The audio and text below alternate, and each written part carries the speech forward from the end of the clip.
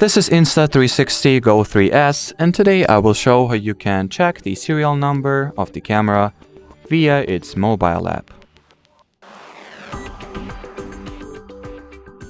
In the beginning, launch the Insta360 application. Then go into Settings, scroll down, and look for the...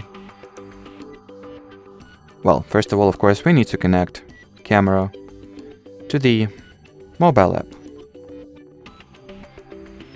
Let me quickly do that.